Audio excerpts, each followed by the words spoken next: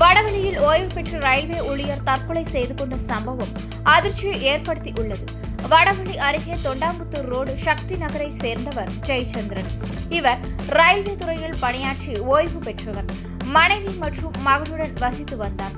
சம்பவத்தன்று ஜெயச்சந்திரன் மகன் மகேஷ் சந்துரு வேலைக்கு சென்றிருந்த நிலையில் ஜெயச்சந்திரனின் மனைவி மற்றும் மருமகள் கேரளாவில் உள்ள உறவினர் வீட்டிற்கு சென்றிருந்தார்கள்.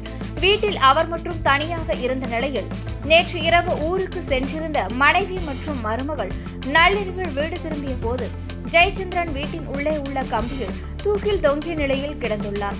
இதை கண்டு அதிர்ச்சியடைந்த அவர்கள் உடனடியாக மகன் மகேஷ் சந்துருவிற்கு தகவல் தெரிவித்தனர். பின்னர் ஜெயச்சந்திரனை மருத்துவமனைக்கு கொண்டு சென்றனர். அங்கு பரிசோதனை செய்த மருத்துவர்கள் அவர் ஏற்கனவே உயிரிழந்து விட்டதாக தெரிவித்தனர். இந்த சம்பவம் தொடர்பாக மகேஷ் சந்துரு வடவெளி காவல் நிலையத்தில் புகார் அளித்துள்ளார்.